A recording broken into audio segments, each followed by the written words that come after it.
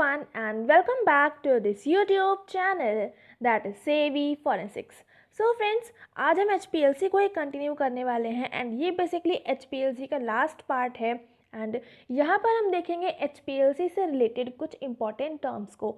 Basically अभी तक 4 parts हो चुके हैं एंड इन 4 पार्ट्स में काफ़ी सारे टर्म्स आए थे जो कि आपके एग्ज़ाम पॉइंट ऑफ व्यू से काफ़ी ज़्यादा इंपॉर्टेंट है. तो उन्हीं के बारे में आज हम पूरा डिटेल में डिस्कस करने वाले हैं. ठीक है, तो चलिए स्टार्ट कर लेते हैं एंड देख लेते हैं कौन कौन से आज वो टर्म्स हैं. सो बेसिकली सबसे पहले आज हम स्टार्ट करने वाले हैं आइसोक्रेटिक इल्यूजन से.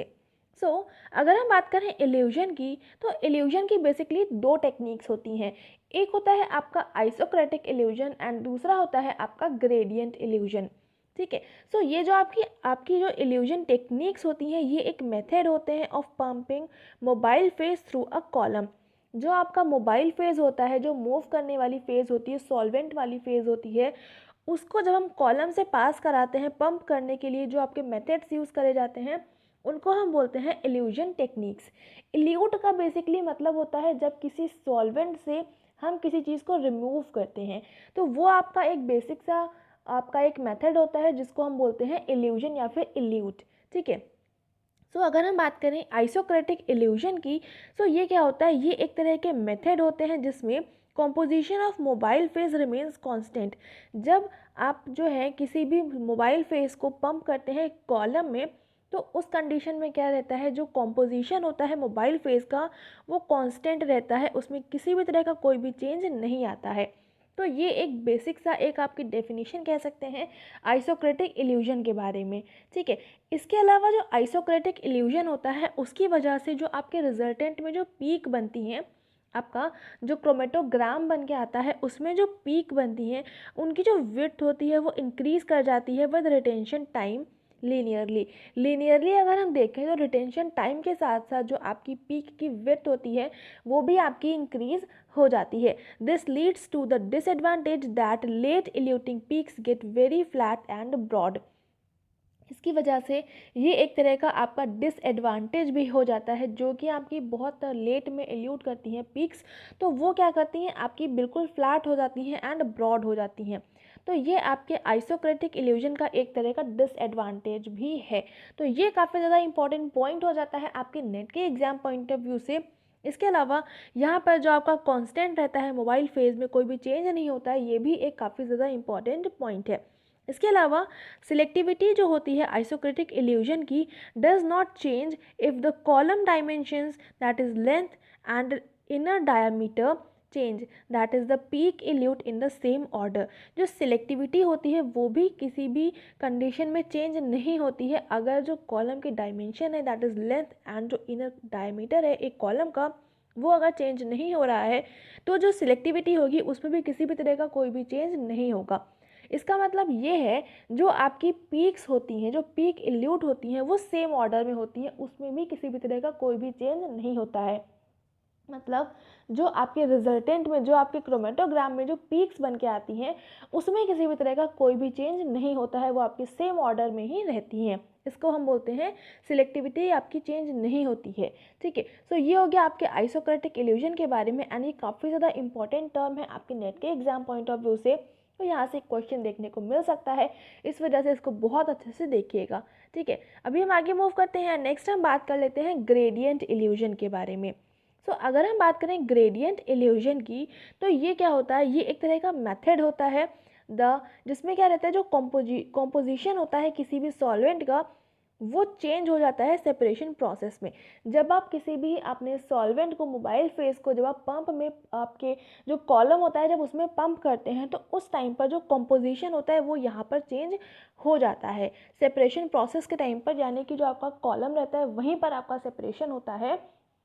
तो यहाँ पर क्या होता है, जो कॉम्पोजिशन होता है वो यहाँ पर चेंज हो जाता है आपके ग्रेडियंट इल्यूजन में. लेकिन जब हम इससे पहले देख रहे थे आइसोक्रेटिक इल्यूजन, तो वहाँ पर आपका जो कॉम्पोजिशन था वो सेम रह रहा था, उसमें किसी भी तरह का कोई भी चेंज नहीं हो रहा था.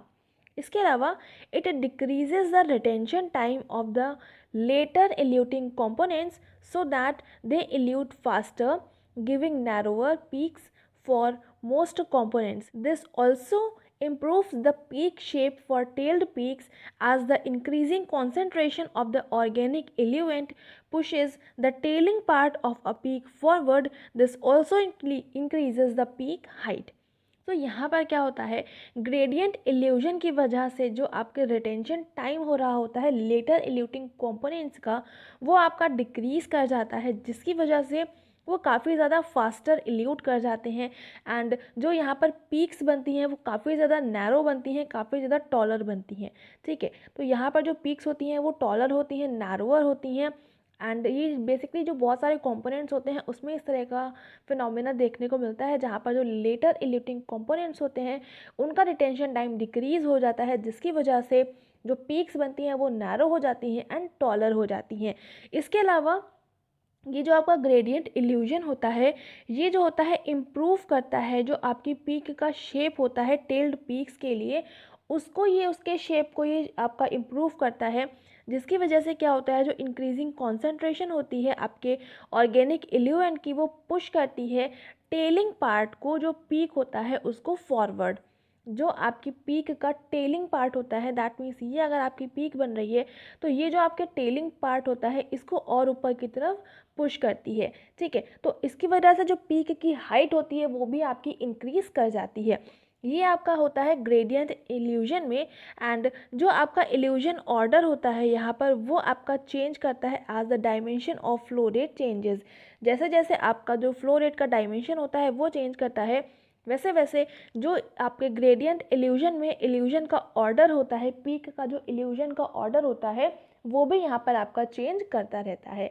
ठीक है, सो ये हो गया आपका ग्रेडियंट इल्यूजन के बारे में। एंड ये भी काफ़ी ज़्यादा इंपॉर्टेंट टर्म है आपके नेट के एग्जाम पॉइंट ऑफ व्यू से, तो बहुत ही अच्छे से दोनों को समझिएगा कि आइसोक्रेटिक इल्यूजन एंड ग्रेडियंट इल्यूजन में क्या डिफरेंसेस हैं एंड दोनों के क्या क्या मोस्ट इंपॉर्टेंट पॉइंट्स हैं। ठीक है, एंड अभी हम आगे मूव करते हैं एंड यहाँ पर नेक्स्ट हम देख लेते हैं डेरिवेटाइजेशन के बारे में। इससे पहले जब हमने पढ़ा हुआ था, इससे पहले जो HPLC के पार्ट्स आए थे, तो वहाँ पर एक जगह टर्म आया था डेरिवेटाइजेशन। डेरिवेटाइजेशन जो होता है किसी भी सैंपल का जो होता है, derivatization of samples involves a chemical reaction that alters the molecular structure of the analyte of interest to improve detection. Basically किसी भी आपका जो सैंपल है उसमें जो एनालाइट्स होते हैं उसके डिटेक्शन को इम्प्रूव करने के लिए जो उसका मॉलिक्यूलर स्ट्रक्चर होता है उसमें कुछ केमिकल रिएक्शन करके उसके मॉलिक्यूलर स्ट्रक्चर को चेंज किया जाता है। इसको हम बोलते हैं डेरिवेटाइजेशन। ये जो प्रोसेस होती है इसको हम बोलते हैं डेरिवेटाइजेशन। ठीक है, HPLC में क्या होता है, जो डेरिवेटाइजेशन होता है किसी भी ड्रग का यूजुअली अननेसेसरी होता है टू अचीव सेटिस्फैक्ट्री क्रोमेटोग्राफी। अगर आपको सेटिस्फैक्ट्रीली बहुत ही सही तरह से रिजल्ट चाहिए है HPLC में किसी भी ड्रग का एनालिसिस करने के लिए, तो वहाँ पर आपको ड्रग का आपका डेरिवेटाइजेशन करना उतना ज़्यादा कुछ इंपॉर्टेंट नहीं होता है, वो अननेसेसरी होता है। तो अगर आपको बहुत ही एक्यूरेट रिजल्ट चाहिए है किसी भी ड्रग के एनालिसिस करने के लिए एंड आप HPLC को यूज़ करना चाहते हैं, तो उस कंडीशन में आपको डेरिवेटाइजेशन प्रोसेस को नहीं अप्लाई करना होता है। इसके अलावा जो डेरिवेटाइजेशन होता है ये बेसिकली यूज़ किया जाता है इन्हांस करने के लिए, जो किसी भी आपके एलिमेंट की या फिर कहें जो एनालाइट्स होते हैं उस पर्टिकुलर आपके सैंपल में, उसकी जो सेंसिटिविटी होती है, उसकी जो सिलेक्टिविटी होती है, उसको इन्हांस करने के लिए। बेसिकली जब आप डिटेक्शन कर रहे होते हैं तो उस टाइम पर किसी भी सैंपल की जो सिलेक्टिविटी होती है, उसकी जो सेंसिटिविटी होती है, उसको इन्हांस करने के लिए डेरिवेटाइजेशन को यूज़ किया जाता है। When available detectors are not satisfactory for the underivatized compounds. जब आप डिटेक्टर्स किसी भी HPLC में यूज़ कर रहे हैं एंड वो आपको लगता है सेटिस्फैक्टरी नहीं है, उतने ज़्यादा रिलायबल नहीं है, तो उस कंडीशन में जो आपका डिटेक्शन प्रोसेस है उसमें सेंसिटिविटी एंड सिलेक्टिविटी को इंक्रीज़ करने के लिए डेरिवेटाइजेशन प्रोसेस का यूज़ किया जाता है। ठीक है, ये हो गया आपका डेरिवेटाइजेशन के बारे में। आई होप आपको समझ में आ गया होगा कि डेरिवेटाइजेशन क्या होता है एंड ये भी काफ़ी ज़्यादा इंपॉर्टेंट टर्म है आपके नेट के एग्जाम पॉइंट ऑफ व्यू से, बहुत अच्छे से इसको समझिएगा। ठीक है, एंड अभी हम आगे मूव करते हैं एंड यहाँ पर आपके सामने नेक्स्ट टर्म है रिटेंशन टाइम। ठीक है, जब मैंने आपको एग्जामिनेशन बताया था, जब एनालिसिस होती है तो जो पूरी की पूरी HPLC से जो हमें क्रोमेटोग्राम मिलता है उसकी जो एनालिसिस होती है वो बेसिकली रिटेंशन टाइम पर ही डिपेंड करती है। जितना रिटेंशन टाइम होगा उसी के बेसिस पर हम आपका एनालाइज कर पाते हैं कि पर्टिकुलरली वो कौन सा सैम्पल होगा। ठीक है, तो इसी वजह से यहाँ पर भी हम देख लेते हैं जो रिटेंशन टाइम होता है वो क्या होता है। So the time taken for a particular compound to travel through the column of the detector is known as retention time. वो टाइम जिस टाइम में कोई भी पर्टिकुलर कंपाउंड जो डिटेक्टर की कॉलम होती है उसमें ट्रैवल करता है, जितने टाइम में कोई भी सैंपल के जो कंपाउंड्स होते हैं वो डिटेक्टर की कॉलम में ट्रैवल करते हैं, उस टाइम को हम बोलते हैं रिटेंशन टाइम। ठीक है, ये जो टाइम होता है मेज़र किया जाता है from the peak at which the sample is injected to the point and which the display shows a maximum peak height for that compound. ये जो आपका रिटेंशन टाइम होता है, अगर आपको इसको मेज़र करना है तो उसके लिए आपको पूरा का पूरा टाइम को मेज़रमेंट करना होता है। उसके लिए ऐसा नहीं है कि आप टाइम को देखेंगे, इसके लिए सिंपल सा ये रहता है जो मैक्सिमम हाइट होती है पीक की जो मैक्सिमम हाइट होती है उसके बेसिस पर यहाँ पर एग्जामिनेशन किया जाता है। ठीक है, तो मान लीजिए ये आपको इस तरह से कुछ ग्राफ मिलता है, तो यहाँ पर आपको इस तरह से ग्राफ मिलता है, तो यहाँ पर जो पीक की मैक्सिमम हाइट होती है उसके बेसिस पर यहाँ पर रिटेंशन टाइम का एग्जामिनेशन होता है। इसके अलावा कुछ डिफरेंट कंपाउंड्स होते हैं जिसमें जो रिटेंशन टाइम होता है वो डिफरेंट होता है, and for a particular compound the retention time will very depending on. ये रिटेंशन टाइम का पूरा एक पर्टिकुलर ग्राफ, एक चार्ट रहता है कि पर्टिकुलरली इस कंपाउंड के लिए जो रिटेंशन टाइम होगा वो इतना होगा, तो उसके बेसिस पर आपको आइडेंटिफाई करना होता है। सो यहाँ पर क्या होता है, जो आपका रिटेंशन टाइम होता है वो आपका पीक पर डिपेंड करता है, पीक की हाइट कितनी है। सो यहाँ पर जो आपका रिटेंशन टाइम होता है वो भी डिपेंड करता है अलग अलग कंडीशन पर, अलग अलग कंपाउंड्स के लिए। सो यहाँ पर कुछ आपके सामने पॉइंट्स हैं। तो सबसे पहला क्या है, जो प्रेशर यूज़ कर रहे हैं, जो आप प्रेशर यूज़ कर रहे हैं वो आपका अफेक्ट करता है आपका रिटेंशन टाइम को। सो यहाँ पर क्या होता है, जो प्रेशर आप यूज़ कर रहे हैं वो आपका चेंज करता है, क्योंकि that affects the flow rate of the solvent. ये जो होता है, जो सॉल्वेंट होता है उसके फ्लो रेट को अफेक्ट करता है। फ्लो रेट मतलब जितनी रेट से वो कोई भी आपका सैंपल कॉलम में रन कर रहा है उसको हम बोलते हैं फ्लो रेट। ठीक है, सेकेंड है आपका nature of the stationary phase. जो आपका स्टेशनरी फेज है उसका नेचर कैसा है, दैट मीन्स इसमें सिर्फ और सिर्फ मटेरियल किस तरह से बना है वही नहीं, बल्कि जो हर एक पार्टिकल का साइज़ होता है वो भी आपका एक इफ़ेक्ट कॉज करता है। तो यहाँ पर जो स्टेशनरी फेज होता है उसका नेचर एक बहुत ही ज़्यादा इम्पॉर्टेंट फैक्टर होता है। उसके अलावा जो कॉम्पोजिशन होता है उसका जो एग्जैक्ट सॉल्वेंट का जो एग्जैक्ट कॉम्पोजिशन होता है, वो कोई भी सॉल्वेंट का जो एग्जैक्ट कॉम्पोजिशन होता है वो भी रिटेंशन टाइम को इफ़ेक्ट करता है। इसके अलावा जो कॉलम का टेम्परेचर होता है, तो ये सारे के सारे कुछ आपके टर्म्स, आपके कुछ पॉइंट्स होते हैं, कुछ आपके फैक्टर्स होते हैं जो एक मेजर इफ़ेक्ट कॉज करते हैं रिटेंशन टाइम को चेंज करने के लिए। तो ये सारे के सारे कुछ पॉइंट्स होते हैं, इनको बहुत अच्छे से याद रखिएगा। यहाँ से आपके एग्ज़ाम में डेफिनेटली एक नया क्वेश्चन देखने को मिल सकता है। तो रिटेंशन टाइम बहुत ही इंपॉर्टेंट होता है, तो उसको बहुत अच्छे से याद कर लीजिएगा। ठीक है, एंड ये हो गया आपका रिटेंशन टाइम के बारे में। और अभी हम आगे मूव करते हैं, एंड यहाँ पर हम लास्ट देख लेते हैं डीगैसर के बारे में। ये हमारे इस पर्टिकुलर वीडियो का लास्ट टॉपिक है डीगैसर। ठीक है, तो डीगैसर को इससे पहले भी हम एक वीडियो में जब हमने HPLC को पढ़ा था तो वहाँ पर एक बार हम देख भी चुके हैं बहुत ही शॉर्ट में, एंड यहाँ पर पूरा इसको हम डिटेल में समझेंगे। ठीक है, तो डीगैसर क्या होता है, the eluent used for liquid chromatography analysis. जो यहाँ पर LC है इसका मतलब है लिक्विड क्रोमेटोग्राफी।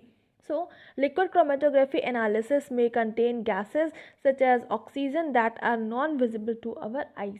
जब आप लिक्विड क्रोमेटोग्राफी एनालिसिस में जब इल्यूएंट को यूज़ करते हो तो वहाँ पर कुछ ऐसी गैसेस होती हैं जैसे कि ऑक्सीजन है, और बहुत सारी नॉन विजिबल गैसेस होती हैं जो कि आपको आइज से, नेकेड आइज से नॉर्मली दिखाई नहीं देती हैं, वो नॉन विजिबल होती हैं। सो इन गैसेस को एनालाइज करने के लिए यहाँ पर क्या होता है, जब गैसेस होती हैं, जब प्रेजेंट होती हैं इल्यूएंट में, सो ये क्या करता है, नॉइस क्रिएट करता है, मतलब कुछ डिस्ट्रैक्शन क्रिएट करता है, अनस्टेबल बेसलाइन को क्रिएट करता है। ये जो आपकी नॉन विजिबल गैसेस होती हैं वो सारी की सारी, तो उसकी वजह से उनको रिड्यूस करने के लिए, उनको कम करने के लिए कुछ डीगैसर्स का यूज़ किया जाता है। So degassers uses special polymer membrane tubing to remove gases.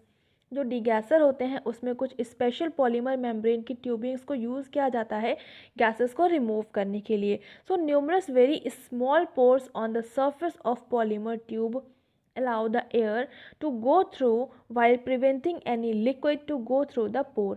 तो यहाँ पर क्या होता है, बहुत सारे छोटे छोटे से स्मॉल पोर्स होते हैं एक पॉलीमर जो यहाँ पर आपने यूज़ करा था उसकी सरफेस पर, जो अलाउ करती है ट्यूब को जो भी एयर हो रही है वो पास हो सके, जिससे की वजह से जो लिक्विड है उसको प्रिवेंट किया जा सके। जो पोर है वो आपके पोर से सिर्फ और सिर्फ गैसेस आपकी ट्रैवल कर पाएँ, किसी भी तरह का कोई भी जो एडिशनल लिक्विड है, जैसे कि आपके ऑक्सीजन अगर वाटर से रिएक्ट कर लेगा तो वो लिक्विड में कन्वर्ट हो जाएगा।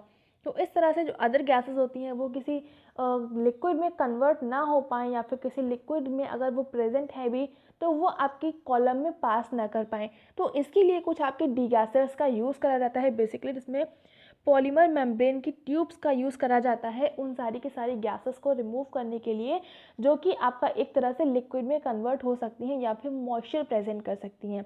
तो उनको रिमूव करने के लिए डीगैसर का यूज़ करा जाता है, या फिर हम ये कह सकते हैं कि वो सारी की सारी गैसेस जिनकी रिक्वायरमेंट नहीं होती है, जो एडिशनल होती हैं, एंड वो जो आपकी गैसेस होती हैं, एडिशनल गैसेस होती हैं, वो क्या करती हैं आपकी पूरी की पूरी प्रोसेस में नॉइज़ क्रिएट करती हैं, डिस्ट्रैक्ट करती हैं, रिजल्ट में बहुत ही सारी प्रॉब्लम्स क्रिएट करती हैं। तो इस वजह से उन सारी की सारी गैसेस को रिमूव करने के लिए जो एक इंस्ट्रूमेंट का यूज़ करा जाता है उसको हम बोलते हैं डीगैसर। ठीक है, सो ये हो गया आपका पूरा का पूरा जितने भी इंपॉर्टेंट टर्म्स थे आपके HPLC से रिलेटेड उसके बारे में। एंड यहाँ पर HPLC से रिलेटेड जितना भी जो कुछ भी होता है वो सारा का सारा मैंने आपको इंक्लूड करा दिया है। 5 पार्ट्स हुए हैं टोटल HPLC के, एंड काफ़ी बड़े बड़े वीडियोस थे मैं जानती हूँ, लेकिन जितने भी पार्ट्स हैं वो बहुत ही आपके लिए नेट के एग्जाम पॉइंट ऑफ व्यू से बहुत इंपॉर्टेंट है। तो सारे के सारे पार्ट्स को देखिएगा ज़रूर, एंड हर एक पार्ट में आपको बहुत सारे क्वेश्चंस मिलेंगे आपके नेट के एग्जाम पॉइंट ऑफ व्यू से इंपॉर्टेंट। ठीक है, तो यहाँ पर HPLC का सारा कंप्लीट होता है, एंड यहाँ पर ये पर्टिकुलर टॉपिक भी कंप्लीट होता है। इसकी जो PDF है, कंपाइल्ड PDF आपको टेलीग्राम चैनल पर मिल जाएगी, हमारे फेसबुक पेज पर भी अवेलेबल हो जाएगी, तो उसको आप ज़रूर से डाउनलोड कर लीजिएगा, उसको रीड करिएगा, बहुत ही ज़्यादा बेनिफिशियल होगी वो आपके लिए। ठीक है, इसके अलावा आप हमें ज्वाइन कर सकते हैं Facebook page and Telegram channel पर। अगर आपने अभी तक ज्वाइन नहीं करा है तो आपको वीडियो के डिस्क्रिप्शन में लिंक मिल जाएगा, तो वहाँ से आप डायरेक्टली जा सकते हैं। एंड वीडियो पसंद आ रहा है तो इसको लाइक ज़रूर से कर दीजिएगा, अपने फ्रेंड्स के साथ में शेयर ज़रूर से कर दीजिएगा। शेयर तो प्लीज़ ज़्यादा से ज़्यादा करिएगा ताकि सभी तक ये वीडियो पहुंच जाए। चैनल पर नए हैं तो चैनल को सब्सक्राइब ज़रूर से कर लेंगे, बेल आइकन प्रेस कर लेंगे for daily updates. And at last, thank you so much for watching me here.